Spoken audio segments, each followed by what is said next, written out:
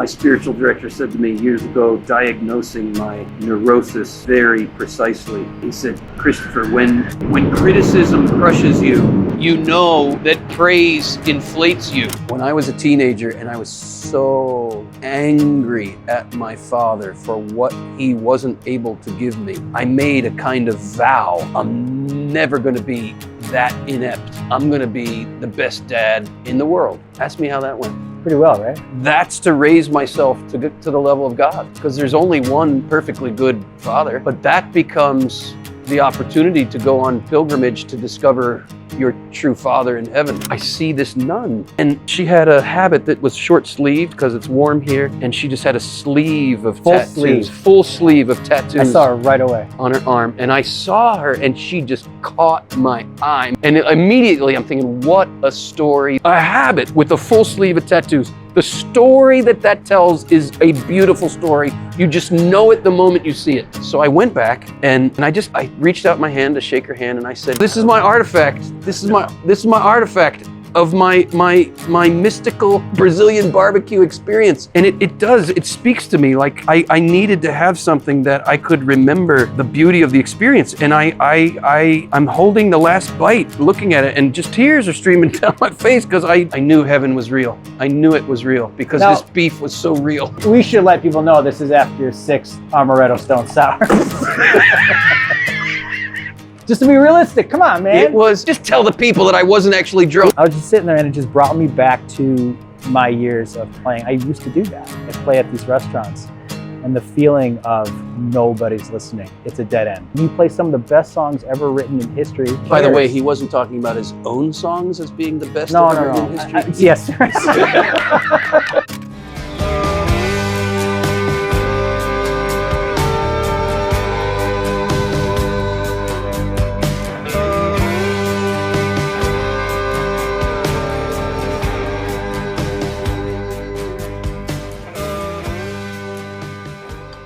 How you doing, sir? Exhausted. Why? Well, let me tell you. Yeah. Since you weren't there. No, it's an exhaustion that's a beautiful exhaustion. It's the exhaustion of running a race well. There's a rough start. Yeah. And we've known this, doing this for so long, that when there's a rough start with travel, mayhem, and airplane craziness. Juan, how many airplanes were we on to get? We've been on 5 so far. 4 to get here. We were supposed to be on 2. You only need 1. Well, if you're making a connection. Oh. But we missed our connection because of flight delays or weather delays, and then craziness with. It was crazy. And in my 30 years of traveling the world, this is one of the craziest airplane adventures I'd ever had. 4 flights to get to Brasilia, just in the nick of time for our. Yeah, I know. I was here on time. Yes, a day before we got here. I felt great. Let me tell you about my meal. No, I got in, and what was interesting about this particular trip was when we booked it, I thought to myself, wow, we're getting in with a nice little window to relax, like the morning before the next day of events. I was a little concerned because you usually like to do it right to the last minute. But it allowed me to add an event with these beautiful Poor Clare nuns, which I never got to do because Poor Clare. The Poor Clares.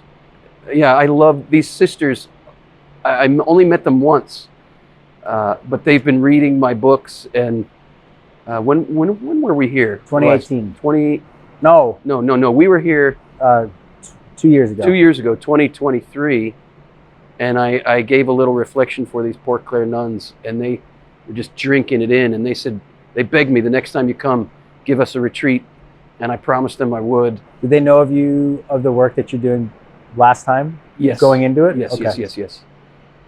One of the nuns picked up my books and started reading them, and I believe it's part of the formation that they do now for all of their novices. Yeah. And I had been looking forward to doing a retreat for them for 2 years. And We were supposed to fly out on Wednesday. We missed that flight. Then we got rescheduled on another one. We had a delay on that, a mechanical issue, so we had to fly out the next day. We flew out to Orlando to make our connection, but there was 3 hours of weather delays, so we missed our connecting flight to Brasilia. Juan, thank you, found this flight to go from Orlando to Miami and then get a 3:35 a.m. flight from Miami to Brasilia. But we didn't, no, not from Miami to, where'd we go? Fortaleza. I had never even heard of that town. It's supposed to be nice. We only saw the airport. Fortaleza, we had a 3-hour layover, and then from there to Brasilia. So we had 4 flights to get there. I missed the event with the nuns. I was very sad about that.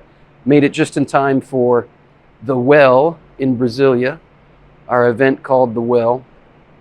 And then we did an event all day Saturday in Brasilia on love and responsibility. Yeah. And then flew to Sao Paulo and did an event all day yesterday on the Eucharist. But it was those labor pains. You and I know this. Yeah. The labor pains when you're in a travel situation where you're like, this is hell getting there. You're like, it's going to be good. Totally. When you get there, it's going to be good. Well, what was interesting is that everybody was experiencing, everybody meaning myself. The organizers. We have 2 organizers involved. Both camps experienced crazy stuff. Weird things. And yeah, to your point, when that happens, you're like, all right, this is going to be a good one. Which makes it so much easier, I think, to kind of endure it. Because you're just like... Yeah, I remember kind of in my early days when I was just beginning to realize that was what was going on. Yeah. That there's some spiritual attack going on. And you don't want to look for the devil under every rock, as they say, and I'm not that kind of personality. But I've been doing this long enough to realize there are spiritual forces that don't want this out there. And there is some mayhem that you have to endure. But you learn, it's going to be good. Yeah. We had a little delay in my flight, and the guy next to me, the whole row was kind of talking. I was just looking out the window. And the guy next to me kept on saying, hey man, what are you gonna do? Hey man, what are you gonna do? And like he said it so much that it felt like he was saying it to help himself. Because I was like, you're gonna miss your flight is what you're gonna do. And I don't want to do that. But no. I'll tell you, the lady I was sitting next to in Philadelphia, when I finally got on an airplane out of Philadelphia, I was working on my PowerPoint, and my assumption is she looked over and saw a picture of John Paul II and felt safe telling me what she was going through in real time right there. She had just dropped her son off at Villanova. And when was this? When was that one? Thursday? We were in Philly? No, that was Friday. No. We got here Friday, so we left Thursday. Yeah, on Thursday afternoon at Villanova, it tragically, tragedy either way, it turned out to be a hoax. But they thought there was a shooter on campus at Villanova. And the police swarmed the place. All the students were, safety protocol, rushed off to this building. People are looking out for the what do they call it? A sharpshooter or whatever. And I am living with this mother who just dropped her son off as a freshman at Villanova. She's going through her news feed. Oh my gosh. And she sees your picture. And yeah, she's going through a news feed freaking out that her child, who she just dropped off as a freshman at Villanova, his life could be in danger from this shooter. And where is she going? Back? She was flying down to Orlando. And she looks over at me and she says something about, are you Catholic? And I said, yes. And she told me what was going on. And I said, what's your son's name? And I said, let's pray. Let's pray. And I just held her hand. And I asked her name as well. And we together prayed for the safety of all the students, the safety of her son. And we had a beautiful moment there. And thanks be to God, before we took off, the news came in that this whole thing was a hoax. And I've not followed through we've been so busy the last few days Yeah. here in Brazil to see how that all panned out. But I just felt honored that I was able to be with that woman in a desperate moment. So talking about when these things happen, we've kind of learned to know that it's a sign of something positive that's coming. Like being aware, what a gift. Like that's one side of being aware of the spiritual reality, and then the other side is the reality that an image from your computer in real time helped. Yeah, I had not even really thought of that. I hadn't drilled in that far, but yes, absolutely. And you can't arrange any of that. There's some, I mean, sure, somebody might just say, oh, what a nice coincidence. But I love what JP2 says, in the providence of God, there are no such things as coincidences or mere coincidences.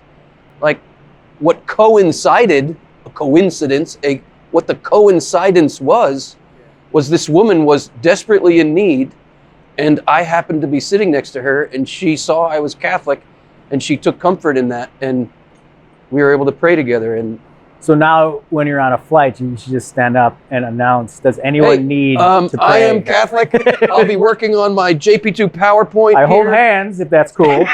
I once had a Jewish woman on a flight. I didn't know she was Jewish at this point, but we're taking off. Oh. And by the way, if you're hearing the crazy noises, we're right near an airport here.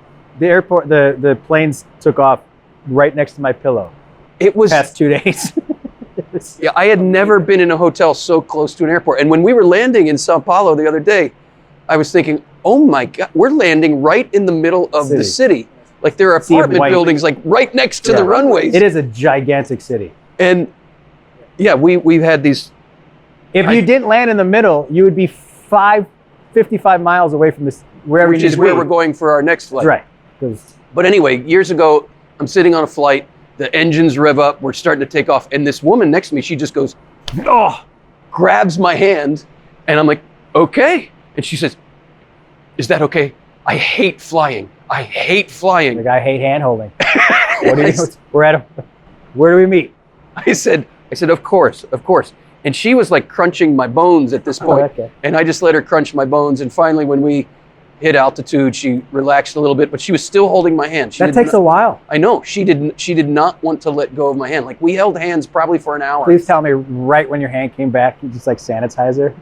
No, I was fine. I knew it was another one of those holy coincidences that she needed some comfort. And she, somehow we got talking. Oh, she asked me what I did probably. And I told her what I did. I was flying to an event and she said, well, I'm Jewish. And I said, oh, I'm in love with a Jewish woman. And she said, is your wife Jewish? And I said, no, but I'm in love with Mary of Nazareth. And we had a great old talk about Israel, and we talked about how from the Christian perspective, Mary is the fulfillment of Israel. Yeah, some of those conversations you have with strangers on an airplane who desperately need to hold your hand. Yeah.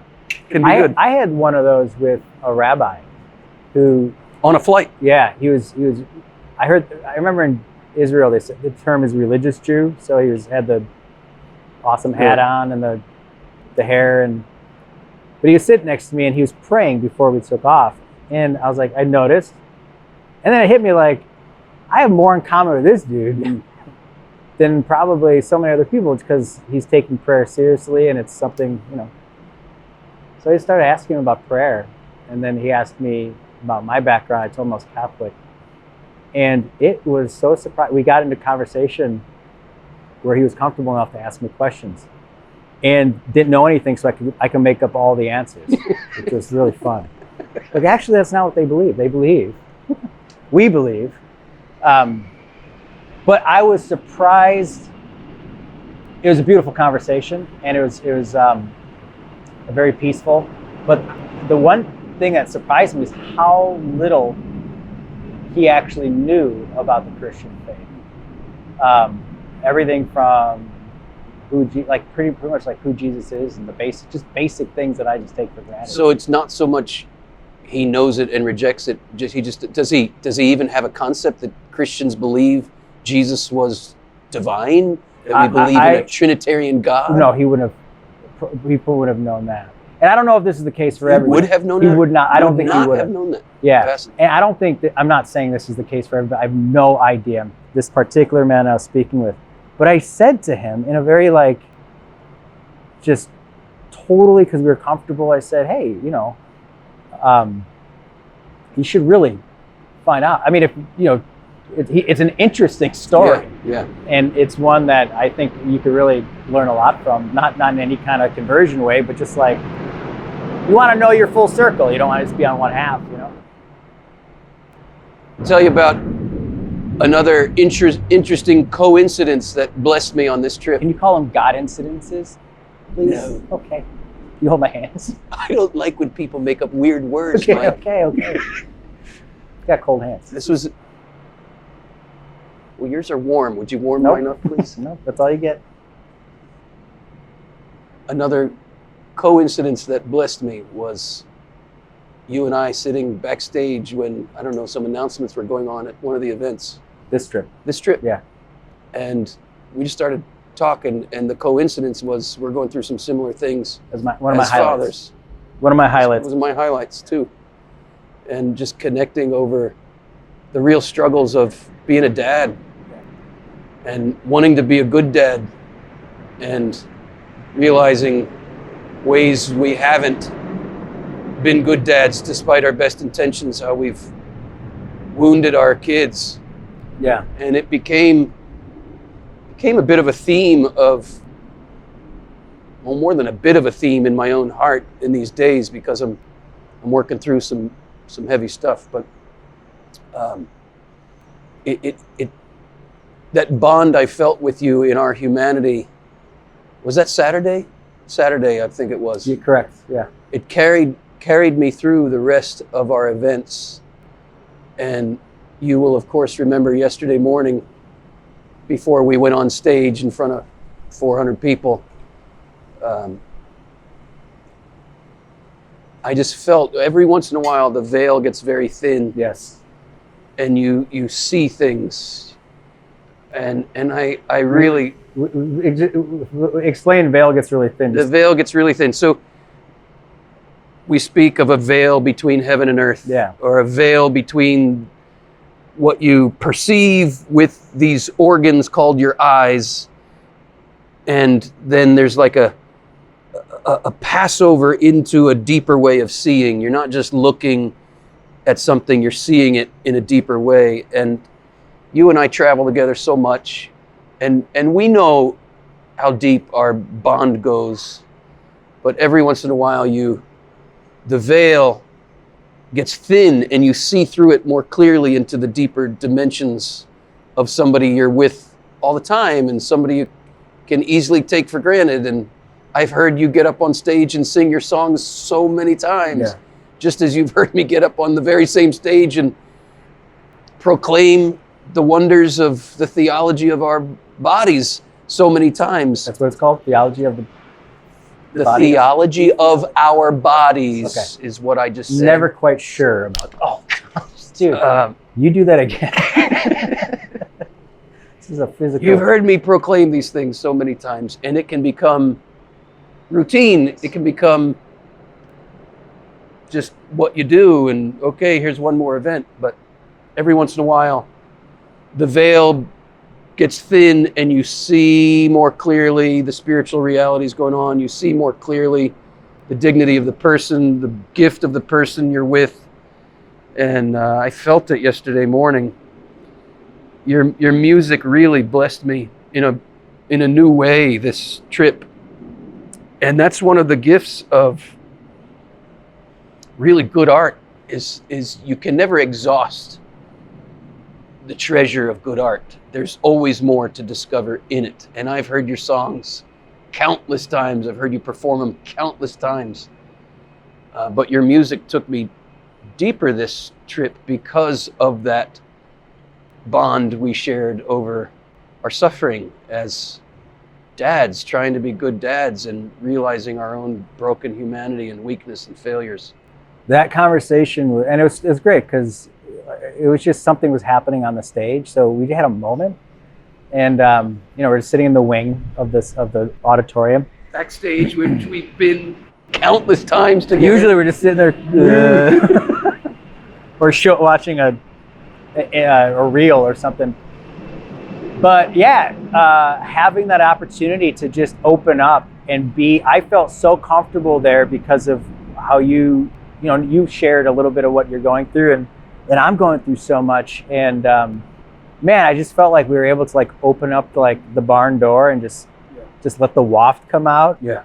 And the theme for me from that conversation was just that how hard it is. Like hard life. It's hard. And all of this stuff, like looking at my phone and these things in my life that I've just I see how I've used them to kind of anesthetize, or just is that the word? Anesthetize. Yes, one of those words. Whatever that word is. Yes. Numb. Just numb that reality. And that reality is how it is, and how it is okay. And so I felt in that conversation, I felt okay.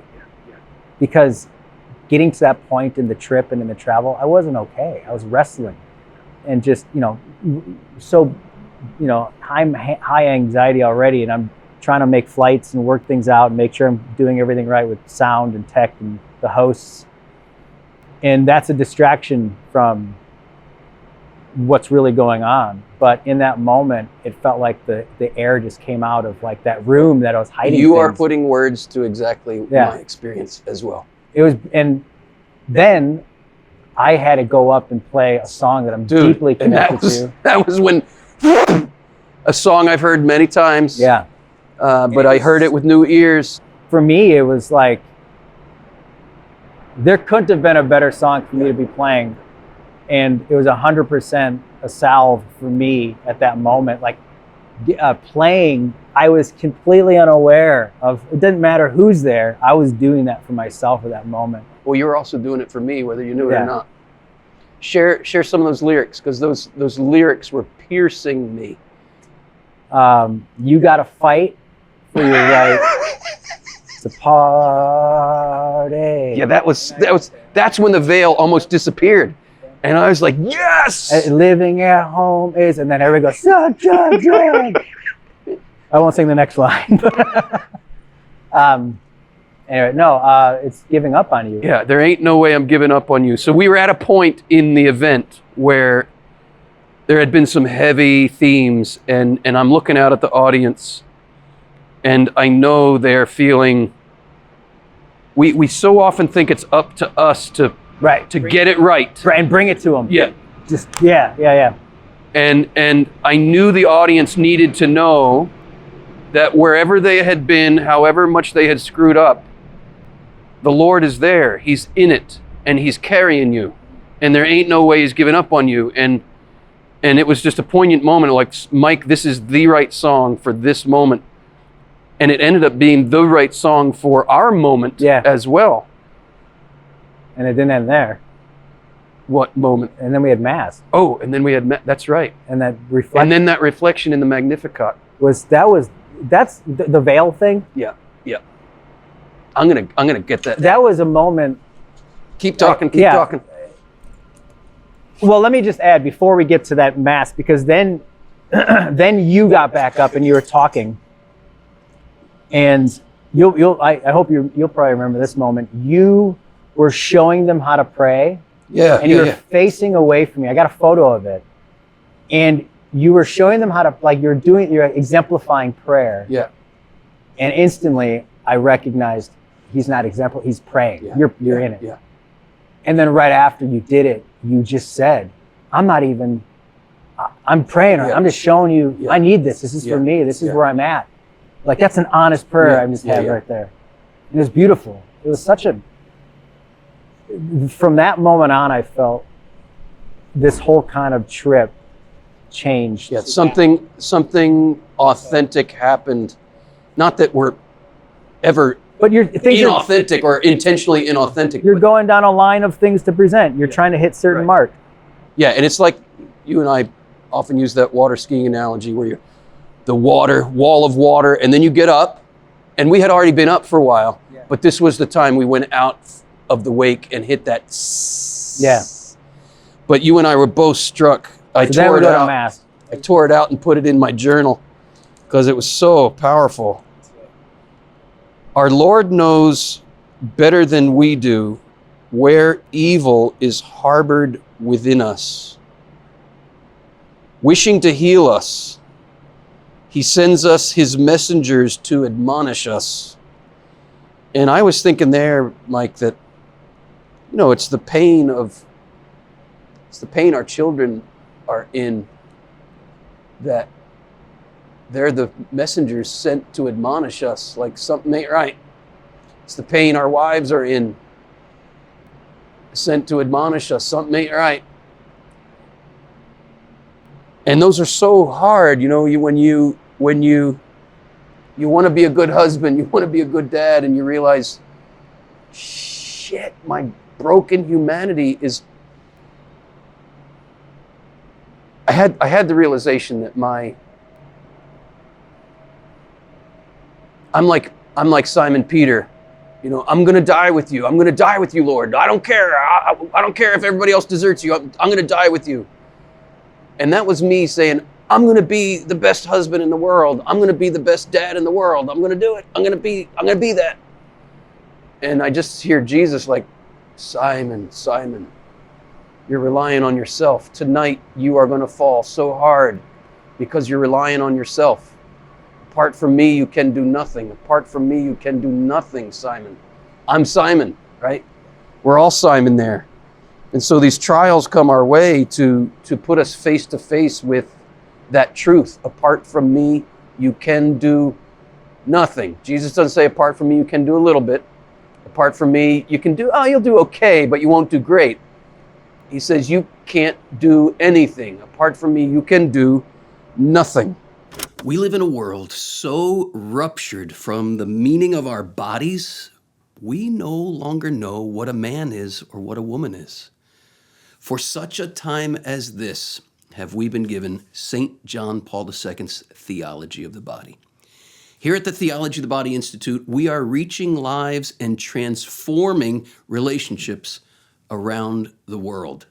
We're raising up a new generation also of teachers to bring this vision, to bring this legacy of John Paul II to others. For all the students we're reaching with our courses, there are many more we are unable to reach for lack of scholarship funds.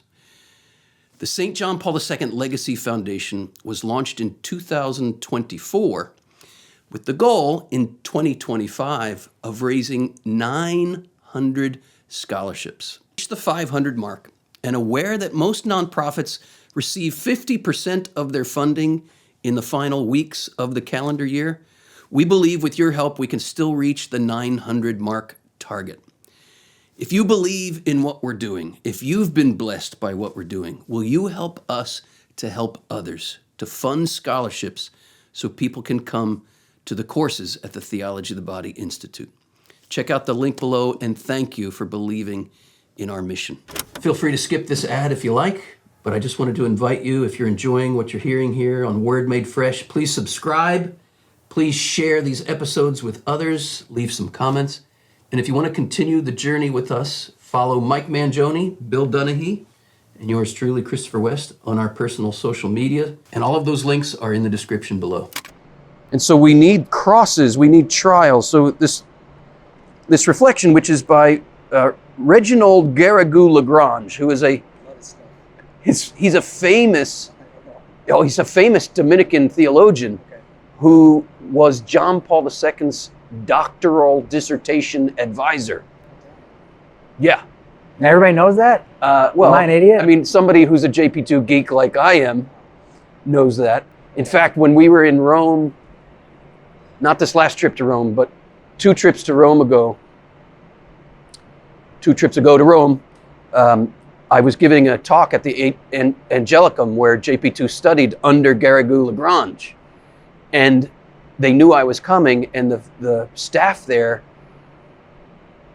I don't think they do this for everybody, but they pulled out of their archives JP2's doctoral dissertation. Really? Yeah, the actual one that he submitted. And it had Garrigou-Lagrange's handwritten marks on it. Were there a lot of them? Yeah, not copious amounts, but there were. George Weigel writes about this in Witness to Hope, that there were some tensions, theological tensions between Garrigou-Lagrange, who was this formidable, well-established theologian in the academy in Rome, and this young guy from Poland who's a newly ordained priest studying for his doctorate. There were some tensions there. I won't get into that now. That might take us too far afield. But anyway, Garrigou-Lagrange is so well known in theological circles and well respected. And he says this, and it's so insightful. He says, "The Lord sends us the cross that we may be of help to him as instruments of redemption. If we wish to save souls, we must use the same means that our Lord used, the cross." And what I felt when you and I came up on our water skis and then out into that smooth water, to use that metaphor, what I felt was our sufferings, real sufferings that we're really going through, opened up, united with Jesus, we're bearing fruit. We're bearing fruit for other people. And I felt a sharing with you as brothers in that suffering that became grace for other people. And the rest of the weekend was just different as a result. Yeah. Yeah, it's like a grounding. It was like a grounding moment. And I'm so aware of when I'll call it performance, of the temptation and sometimes preference to develop a system to enter into it so that's consistent, almost like a fast food. But that each one of those encounters, opportunities to perform, is a real opportunity to authentically connect. Yes. And if you have a system, you don't allow, Yes. you have a barrier for the connection. So you almost have to have a system to not have a system. Yes. You know, to keep yourself open. Movie scene just popped into my head where Luke, in the first Star Wars movie, is going down the tunnel on the Death Star. Yeah. And he's using his tracking computer. Stay on target. Stay on target. Cover me, Stay Porkins. on target. Porkins! Ah! But it's when he's going down that tunnel and he's using the targeting computer. He used it a few times and missed with the gun. And he hears Obi-Wan Kenobi say, "Use the Force, Luke. You know, let go of the targeting computer." And he pushes the button and it goes back, and command control says, "You've turned off your targeting computer, Luke. Are you okay?" And it's, why is that movie scene coming to me? Because there's these systems we can put in place to feel secure. Yeah. And we have to let it go. We have to let it go and rely on something bigger, and take whatever barrier that system might create to make us feel more safe has to come down for that authenticity to flow. And when you and I just backstage allowed, you know, just the normal, you can't walk around naked all the time. You can't be Not where I live. you can't be raw all the time. There are certain, you know, just to get along with your day, you put up a certain social Norms. boundary, Laws. walls. And walls. Well, yeah. And those came down in an appropriate sharing of our hearts. Yeah. That allowed those boundaries also to come down with our audience in an appropriate way, that allowed a vulnerability, that allowed grace to flow and create a profound intimacy.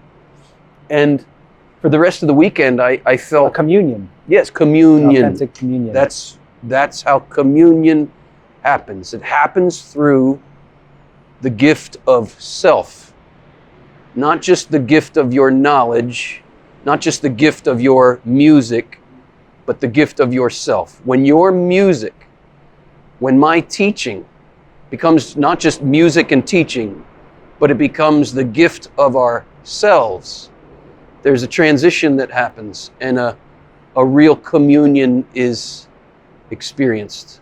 And isn't it interesting that we both felt we were able to get to that place through our brokenness? Yes. Is there any other way? Right. If it's not that, we're just going up there. Yeah. I mean, I do have a nice bicep there. I thought those are implants, but that is impressive. No, we're just going up there flexing our muscles. Yeah. And saying, look at me. And that's where oh my gosh, that's where, I mean, I could Well, and we do that. Yes. I've done that. To me, in the musical sense, that's the American Idol doing their scales. That's right. Right. You know, that whole microphone flap thing, whatever that is. Like that's the idol, American Idol. That's a fitting term. But it's the icon. Simon knows when somebody's doing that. And if I may... Yeah, totally. And he totally. He won't go for those artists. But when the veil comes down, Simon knows it.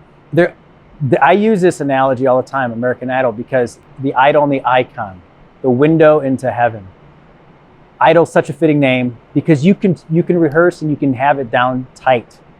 But if you're just having a formulaic, scientific execution of matching the mathematics and the time and everything, everybody would be like, oh, it's good. But every once in a while on that show, there's somebody who does something special. Yes. And it's always the person that becomes a window into the mystery, the transcendental, that there's something else here. Yes, there's something bigger here. You know, you're not like, it's not mathematical. That's the icon. Yeah, and that's when, to use that expression again, the veil becomes thin. Yeah. And you start to see through it. Yes. Yeah, and it's interesting that really the only way to get there, speaking from a performance sense, is to do what we're talking about, where you're comfortable enough with your insecurities to let them go and be vulnerable, to be seen for who you are. Yes. Because all failure and mess ups in music, again, from my experience, stem from my fear of my weaknesses being seen. Yes. But it's precisely your weaknesses that give your voice its unique quality. Because if every tone and pitch was perfect, it would sound the same. Right. Instruments, auto-tune. It'd be auto-tune. Instruments, I'm pretty sure I'm correct in this, but in instruments, the differentiation in an instrument's sound is through the brokenness of the little flaws. The flaws of that material. Right, that trumpet or that violin or because that... if it was an A note, it would sound like a perfect A note, but it's a brass A note. It's a piano A note. And so there's a theological reality to, not that our flaws are to be glorified, but it's they're to be opened to be a channel of grace. It's the whole, when I'm weak, then I'm strong. And that's a lesson I have to learn over and over and over again. Thinking of a poem of JP2 where he says, he's using this metaphor of the path through the woods. And if we don't walk it, the weeds come back, the growth comes back and covers over the path. It has to be walked over and over and over and over again to keep, I'm speaking of my own heart here, the weeds that keep coming back in my heart, the growth that keeps coming over to grow over the path, if I'm not walking this over and over again, is I gotta get up there and show people my theological muscles. Or I gotta show my kids what a great dad I am, or I gotta show my wife what a great husband I am. And when I'm in that mode, my failures crush me because I've placed my sense of myself in my successes. Yes. My spiritual director said to me years ago, diagnosing my neurosis very precisely. He said, Christopher, when criticism crushes you, you know that praise inflates you. When your weaknesses are on display and you just feel like you need to hide, it's the flip side of you flexing your muscles because you think you have them. And that's back to Garrigou-Lagrange. These humiliations in our lives where our weaknesses are on display against our druthers, against our wishes, they are necessary for us. Yeah. I love what he says here. I got a point to add to that, but I'll finish that out because Okay, he says, he's talking about St. Rose of Lima because this was on the feast of St. Rose of Lima. He says, Christ appeared to St. Rose of Lima on the day of her investiture under the guise of a sculptor and asked her to help him work a block of marble. Rose of Lima replied that she knew only how to weave and cook. Then our Lord let her understand that the block of marble, still unformed and rough, was she herself, and that she ought to have patience and let herself be worked and smoothed so as to become the image of her divine master, so that she might become a precious stone in the eternal city of souls. And then he says, patience is the virtue of the saints. Humility is the basis of the whole spiritual edifice. And this is the close, and I love the image here. He says, in order that a structure may be solid and lasting, it is necessary that the foundation be very deep. Consequently, it is necessary to excavate deeply. And I'm just hearing Bono, forgive me, a mole digging in a hole, digging up my soul now, going down excavation. But what's the purpose of the excavation? Elevation. Humility does this. It excavates us. When our Lord wishes to build a tall spiritual edifice in a person, he himself looks to the excavating and to a depth that we do not even suspect. I never could have predicted. Who could have predicted, going into married life, how deeply being a husband and a father would excavate me, carve me out, but carve me out to be filled with God's grace. And that's where our poverty is not an obstacle. It's only an obstacle if we try to hide it or bury it or put up the walls. But if we let the walls down and open the poverty becomes the very channel through which God's riches can flow through us. What's been hitting me, because I've been sitting in everything we're talking about this experience, those readings, was then it increases our empathy. Because one of the things that I've struggling is with my judgment. Yeah. And judgment is me seeing the things that I don't like about myself. Yes. On display in other people. Yes. That's what it is. And the way certain people can rub me the wrong way, it's because they're exemplifying something I can't stand about myself. And in that, one of the cherry on top of that conversation in the wings of the auditorium was how we are emptying ourselves about the experience that we're having, and then we connected it to the way in which we see our fathers. Yes. How much compassion we have had on our fathers through us learning the lessons that you can only learn by being father. Yeah. I've said to you, I've had moments in the real time where I've experienced something and I've just had to say, I'm sorry, Dad. My dad's gone, but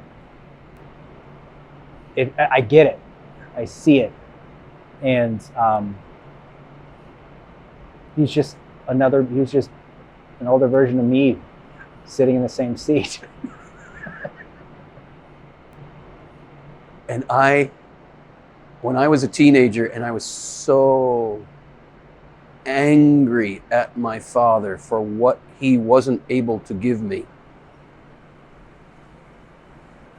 I made a kind of vow.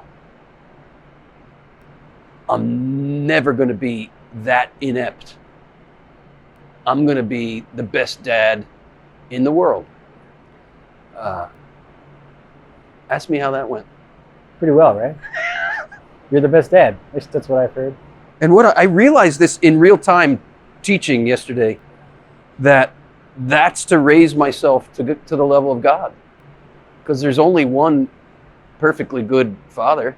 I mean, not that I thought I would be a perfect father, but part of me wanted to be. And that's just hubris. That's just overblown ego. Thinking I thought I could do that? What? Call no man on earth your father. You've only got one father in heaven. And I think every son and daughter, of course, but speaking as sons ourselves, every son grows up, going back to the idol term, in some ways idolizing his dad. Like it's your first image of God is your father. And you go through the phase of idolizing, and then when you realize your idol can't give you what you wanted because your dad's feet are made of clay, you despise him. You really resent him. And because you didn't give me what I wanted. But that becomes the opportunity to go on pilgrimage to discover your true father in heaven. Have you been able to share some of this with your dad? Like have moments? Yeah. Yes, I feel like I learn new things on a regular basis that I want to share with my dad. But I'm just 2 weeks ago, he was at my home, and when I was saying goodbye to him, I just held him extra long, and we were hugging, and my mouth was right by his ear, and I just teared up, and I said, Dad, I've judged you. I've not seen you because of pain from years ago, and I've learned things that only life can teach you. And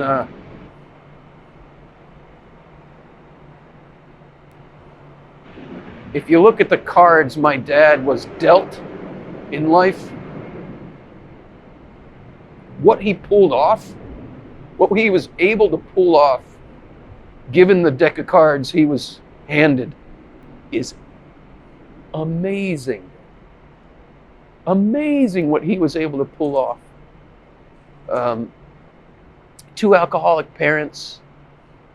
His father physically beat his mother.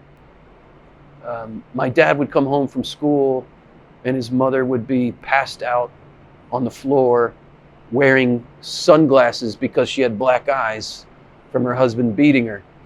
That's the environment my dad grew up in. Mm-hmm. And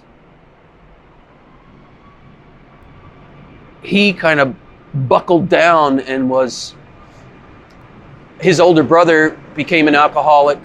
There were just 2 sons in the family. His older brother became an alcoholic, married 3 or 4 times, left wreckage behind him.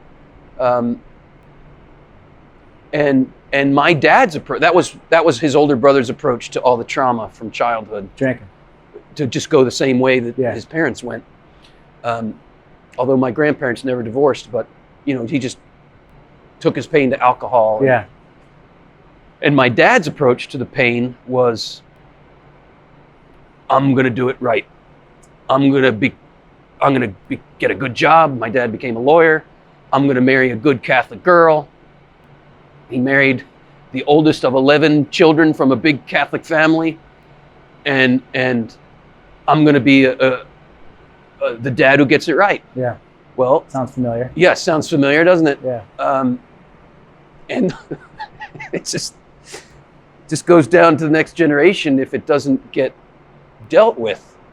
And I thought I was dealing with it. And to some degree I was. I don't want to paint the wrong picture. My wife always warns me about exaggerating my failures.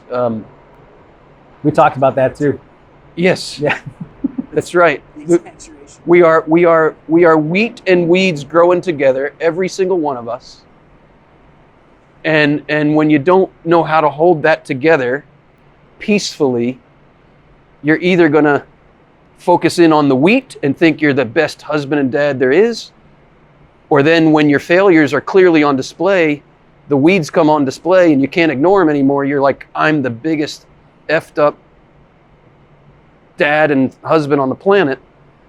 And I've done a lot of flip-flopping there, which is why that image of the path, the weeds are going to come back. They're just going to come back and cover the path if you're not walking it continually. Yeah. Well, and that's take up your cross every day and walk this way with me, the way to Calvary. Talk this way. What? Yeah. Yeah. Yeah, that was a very. Now, did you have Run DMC version in your head? Yeah. But see, I had Aerosmith in my head. is Is that the 10 years between us? Probably. I was a big Run DMC guy.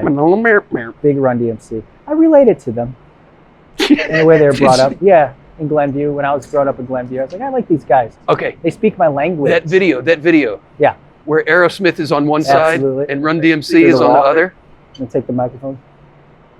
That's a great image of like passing through to the other side, like where the veil becomes thin and you like you're hearing it over here, you're hearing it over here, and then they meet. Yeah. Like the wall. Yeah. Did they break through the wall? I can't remember It's exactly. Well, Steven Tyler's using the banging his microphone. microphone. That's right. Yeah.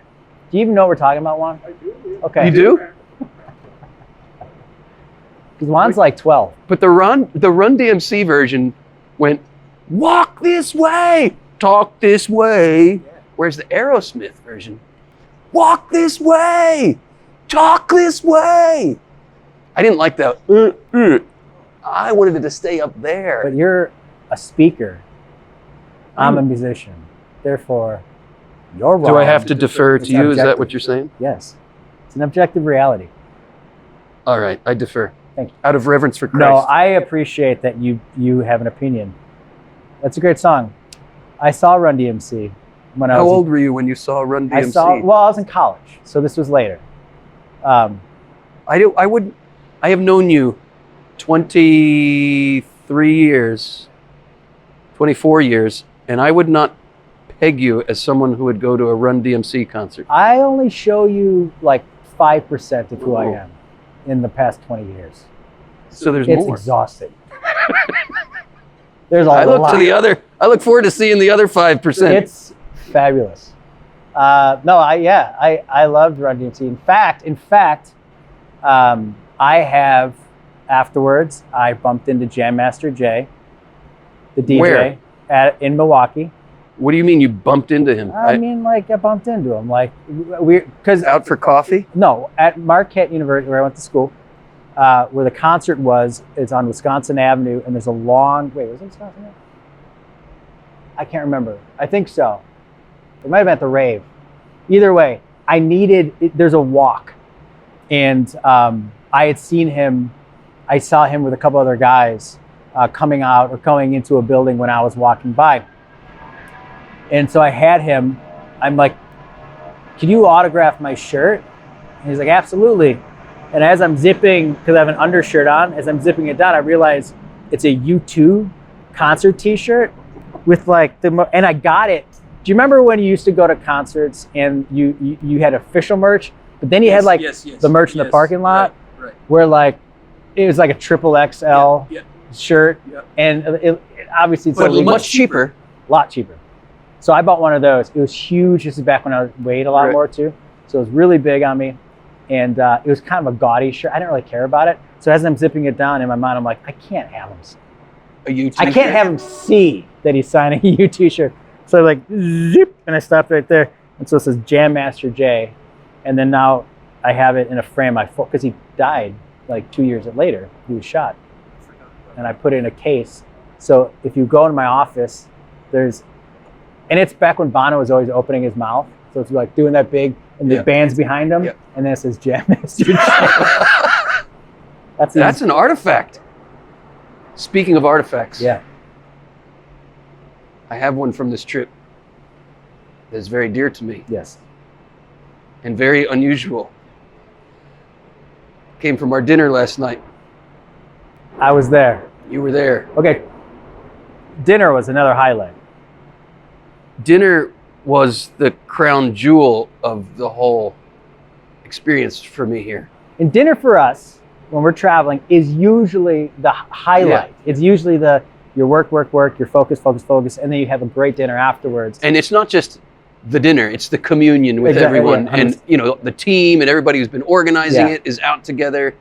And it's just a time of celebration and sharing stories and memories of the events. We're usually going to wake up a little later the next day. We can sleep in a little bit. Yeah, we feel good. And the pressures behind us, the being on is behind us. Yeah. And you can let your hair down. Yeah. And it was those are absolutely, in all of our years of travel, when we look back, the memories we take with us are those times. Yeah.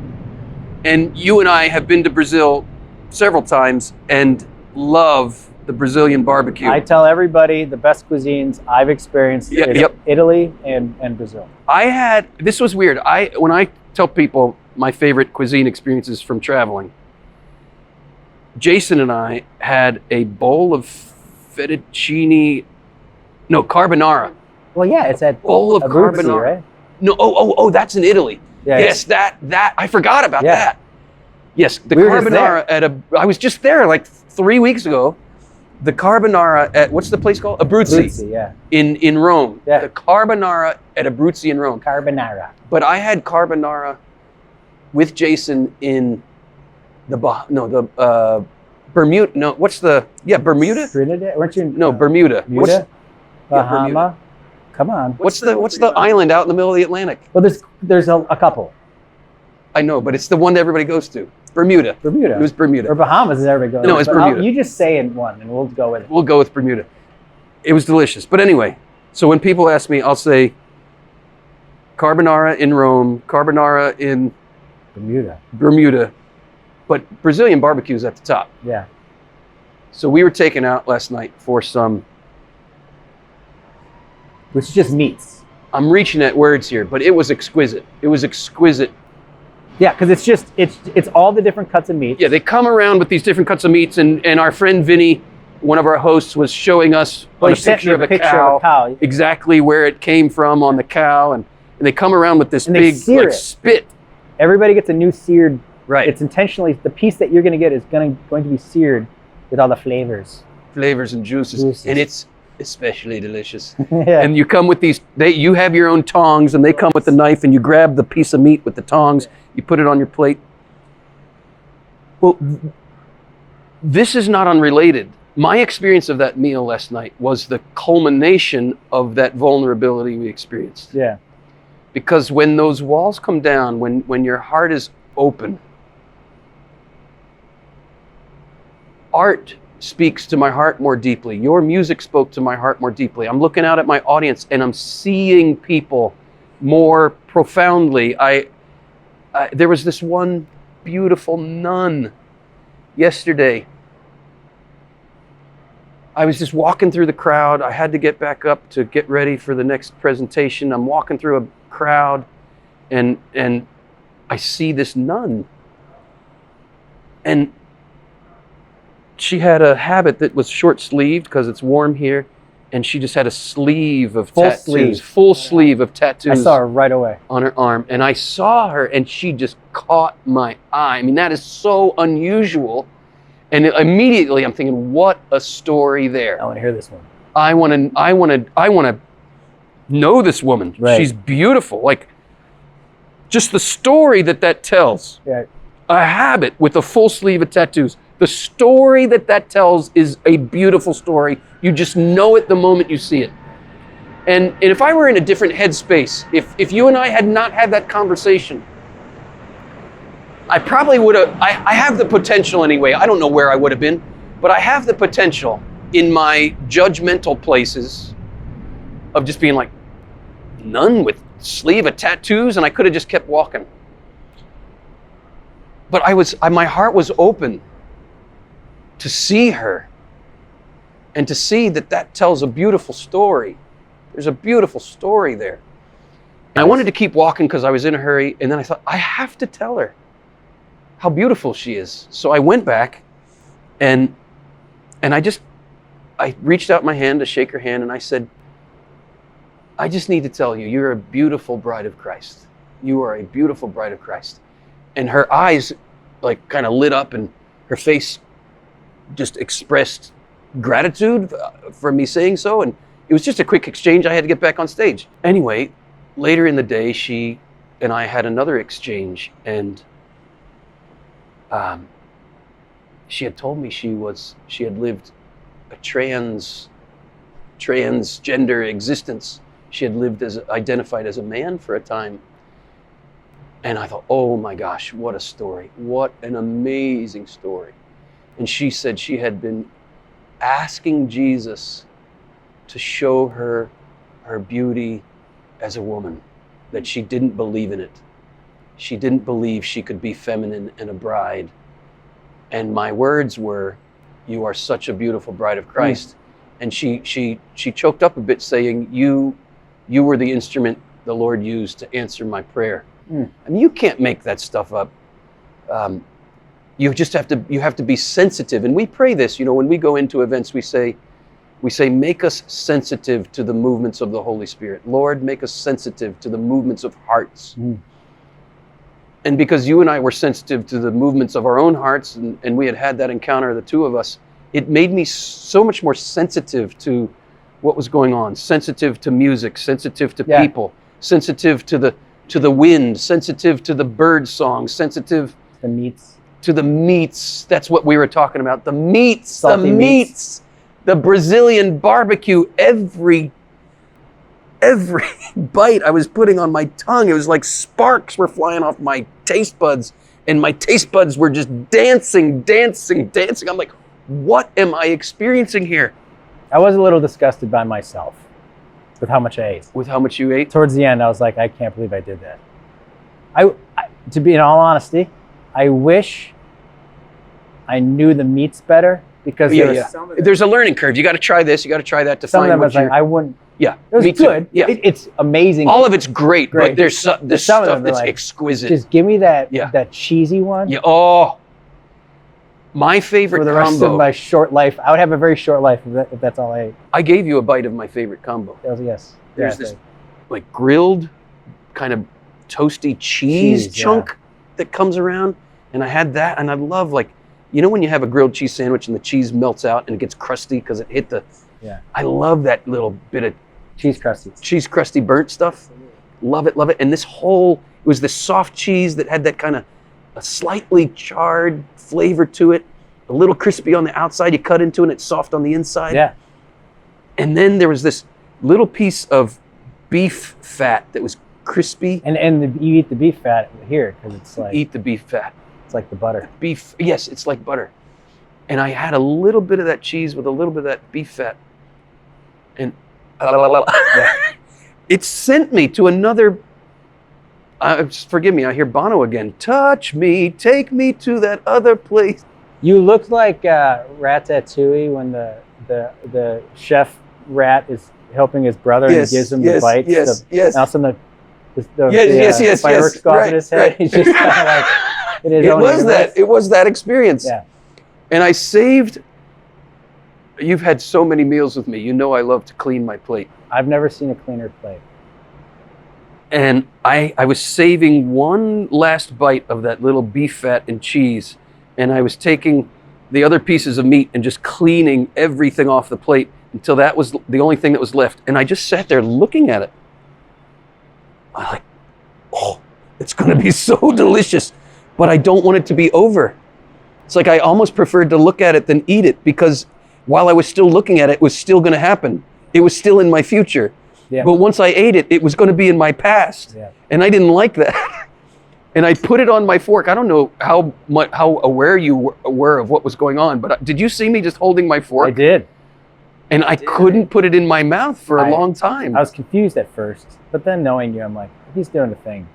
He's in his world right now. And I knew you were praying, like you're in that. It was ecstasy, prayer. It was prayer. Encountering the finite reality of what you're experiencing. And it was an icon opening me to the infinite. Yeah. Like I'm holding this bite of deliciousness, having just had a feast of deliciousness with my taste buds dancing on my tongue. And I knew, I don't know how else to put it in words, I knew heaven was real. Yeah. I knew this was a little taste of heaven. You told the server that heaven was real. I did tell the server. And the restaurants. At that point, you're saying it to everybody. What do you remember? What was I saying? Because you were just telling everybody, like, this is so good. Oh my gosh, heaven is real. And if he's like, first off, he's like, I don't know what you're saying because you're speaking English. That's right, and he didn't know English. Yeah. But then he came later. We had a priest with us at the table, so at least he knew he was safe. Right. Could have been that. Were you safe? I felt safe enough. You were sitting right next to me. Did you feel safe? Juan, you were sitting next to Mike. Did you feel okay? I was drinking. Was it a little loud? It's a little loud, yes. A little loud. But then the guy, here's the artifact. Yeah. This whole conversation started because we were talking about the T-shirt artifact from the concert, Jam Master Jay. And this was my artifact from my trip. In fact, I have to show it to everybody. Yeah, I was a little surprised they let you do this. I didn't think that they would let you do this. In fact, the fact that they thought, the fact that you got to the point where they realized you were being sincere. Like he wanted to take the plate away, and I said, I don't want you to take it away. Yeah. I don't want you to take this plate away, because that's like the altar. So you... And I said, can I have it? And I was kind of half joking. Yes.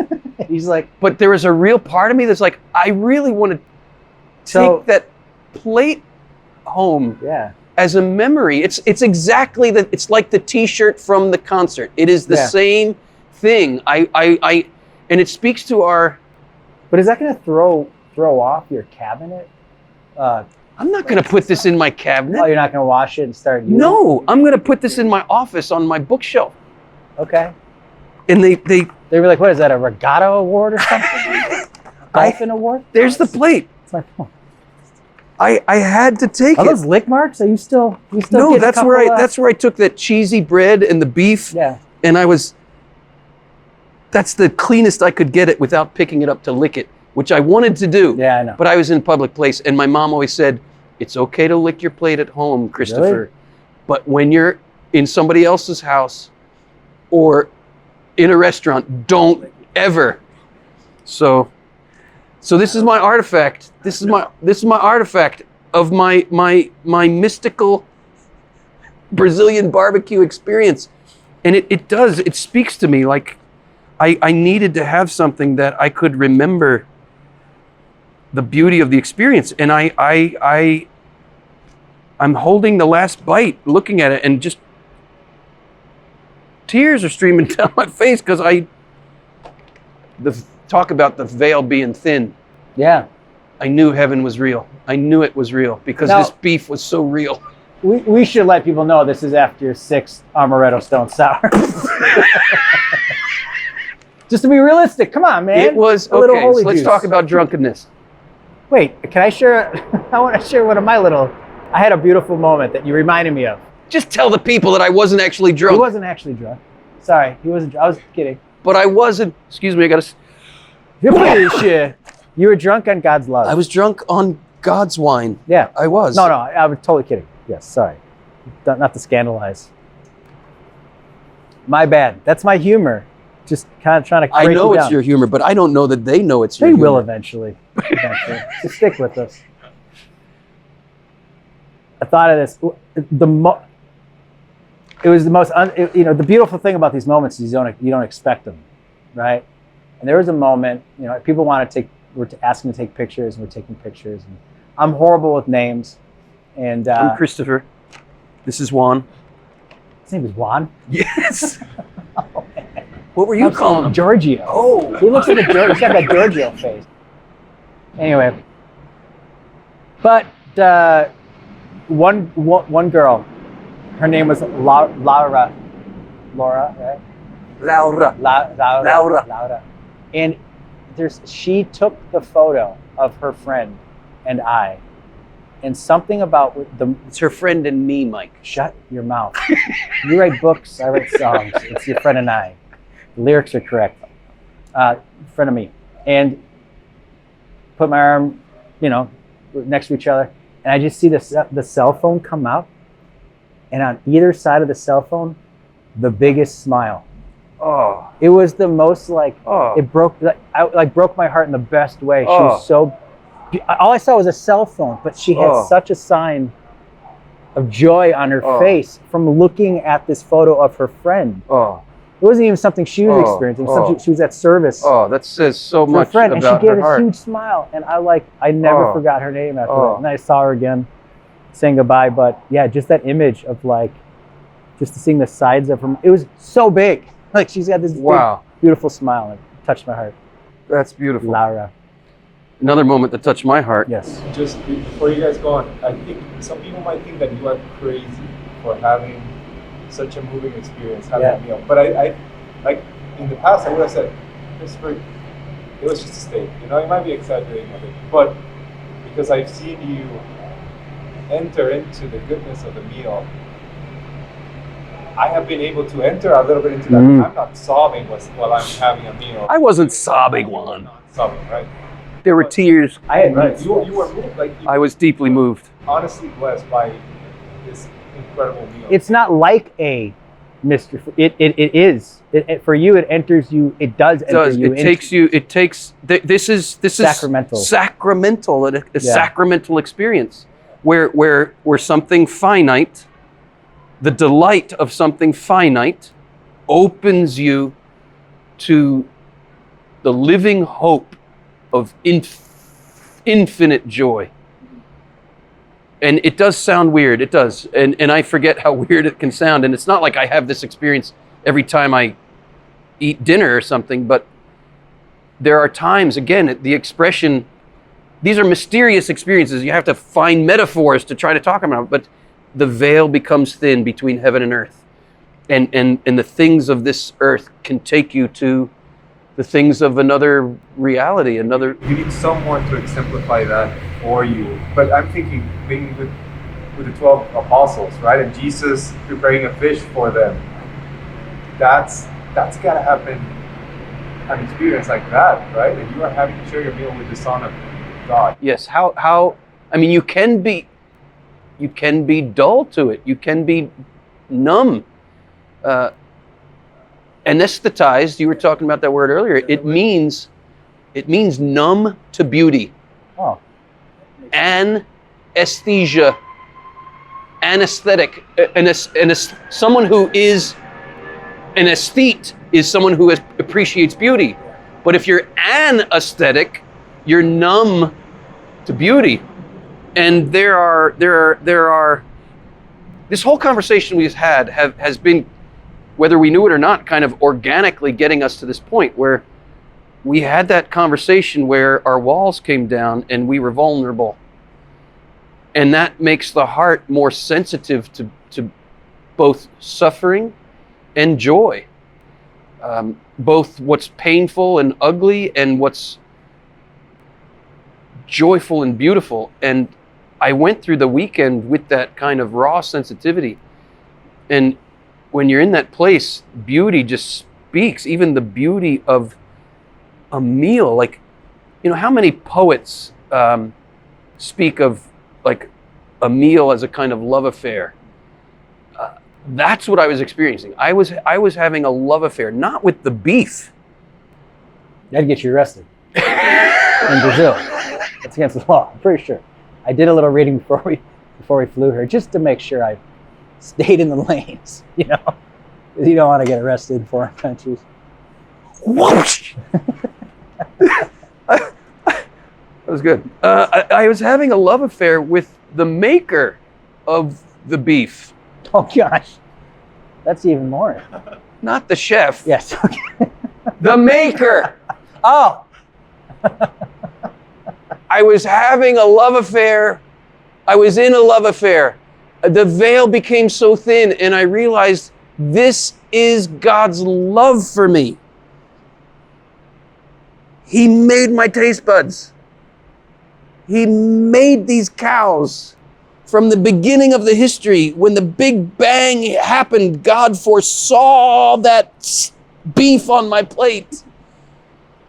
Yeah. And throughout all of history, He's loved me so much that all those cows were mating with all those bulls over all these centuries so that that beef could be on my plate. On this plate. On that plate. On this plate right here. Yeah. So concrete, right in front of me, and that went in my mouth, and it became, and it's now in there, becoming me. Mm-hmm. And that was the love of my Maker. And I felt it. And it's just prayer of gratitude. It becomes praise. It becomes worship, not of the beef. You're building up. Yes, you're going from... Because of the excavation. What your point you're making is because of the excavation, you're able to build. Experience that. A hymn of praise and gratitude for the love, the very, very particular love that the Creator of the universe has for me. As broken as I am, and I say as broken as I am, and I even realize in using that expression that there's some lie still in there that I got to be good for Him to love me. I can't be broken for Him to love me. I got to get my shit together for Him to love me. It's a lie. Yeah. It's a lie. He loves me. He loves you. He loves you, Mike. I was tasting something also of God's love for you this weekend, and I've seen you in your broken places as you've seen me in my broken places, and some of those memories came to my mind this weekend, and I was just filled with love for you, Mike. Yeah. Filled with love for you because you gave me the privilege of seeing you. It's an absolute privilege. Yeah. Thanks for seeing me. Thanks for giving me the privilege. Then and now. Yes, brother. Thanks for letting me. It ain't easy, Mm-mm. but it's okay. And it's beautiful. If we take that risk, if we take the risk of being vulnerable, we discover such beauty in one another and in the God who's behind it all. And a meal can become an encounter with the infinite. Listening to a song, hearing your music becomes an encounter with the infinite. Look it in your eyes and hearing your honest pain and suffering and joys and sorrows and hopes becomes an encounter with Jesus.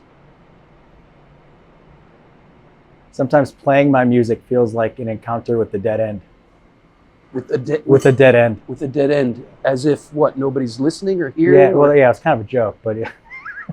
What was the joke that I missed? Well, it's just that, it's like, yeah, nobody's listening. Which, to end with this, the joke was that nobody's listening. It's a dead end. Yeah? It wasn't funny, but we'll end with this. When you were gone, still trying to get to Brazil, I had the opportunity to go to lunch with Lila. Yeah. And it was lunch, so noon, 1 o'clock. Beautiful restaurant with open indoor-outdoor seating, one of those kind of, it's indoor-outdoor, I don't know, it's both. Birds are there, but there's a roof, I don't know. And we sat on the side, and there's this kind of open area where a bunch of empty tables and a man playing music. Oh. By himself. Yes, you. Entertaining, he was hired. And he was older, like maybe older than me. So, maybe he was 50, I don't know. He looked like Waylon Jennings. Looked like he's been on the road. Looked like he just got off the tour bus. Big beard, aviator glasses, long hair in a ponytail, tats. Kind of dressed like Johnny Depp, like just a lot of accessories. A lot of janglies. Like if he was running, you'd hear him. You'd hear him, right. And I don't know. But everybody okay? Obrigado. Anyway, I was just sitting there and it just brought me back to my years of playing. I used to do that. I'd play at these restaurants. and the feeling of nobody's listening. It's a dead end. Like and you even have, why do I don't even want to do it. I don't want to play this song. Like you play some of the best songs ever written in history, according to you. And you don't even, like, nobody cares. By the way, he wasn't talking about his own songs as being the best ever written in history. Yes. This is what he was doing. Cover songs. Bob Dylan, and Leonard Cohen and stuff like that. You're playing these songs, and it's just on deaf ears because of the context. It's a restaurant, of course. But I was sitting there and watching him and his tone, his musicianship, his ability, and the song choices. He was so good, and I enjoyed it so much because I knew that he didn't think anyone was listening. I was listening, and I knew that he was doing it, and despite of the reality of how it looked, he was doing it because he needed to do it. Because it was something of a salve for him. It was an encounter with him. He was playing for himself, and I could hear it because he didn't skip a beat. He hit everything.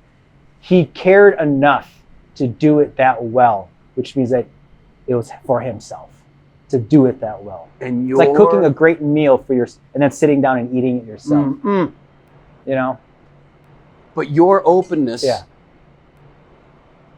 ensured that for him it wasn't a dead end. Absolutely. Because your I knew heart there was something I could give him to receive.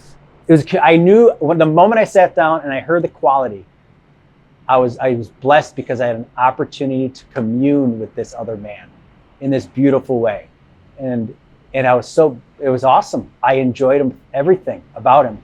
And then afterwards, when we were leaving, I said to Lila, I'm like, I just have to say thank you to this guy. And I walked over and he was playing Knocking on Heaven's Door. And so we couldn't have a conversation, but I wanted to speak in English because number one, I don't speak Portuguese. I'm not a very strong Portuguese speaker, you might have noticed. But also he's singing all these American songs that are in English songs that are so perfect. And I want him to know, like if I was playing a Brazilian song and a Brazilian person came up to me and said, that was amazing, I'd be like, wow. So I knew that I could let him know, and I did. And he instantly went from just like playing songs, and he knew somebody was coming, so he's like, I'm gonna look. And but the moment I said to him, these songs, you sound beautiful, you sound like great, thank you so much, you're very good. I could see in his eyes, he saw me seeing him. He saw you seeing him, and he knew your heart was open to his gift. That's it. He knew all of a sudden all of this output was being received. And that creates communion. And then as I was leaving, and while we could show this picture after in the post, but like as I was leaving, I turned around and put my camera up, and there's a sea of and I snapped a couple shots, and I was bringing it down. He in between a stroke, he just puts his hand up. Like, oh, no! And I walked away. I'm getting teary-eyed. It was so beautiful. It was beautiful. I wish I had time to say how beautiful it was to see Lila and Vinny with their kids. We'll talk about that. We have to do that another time because yeah. Anyway, that was awesome.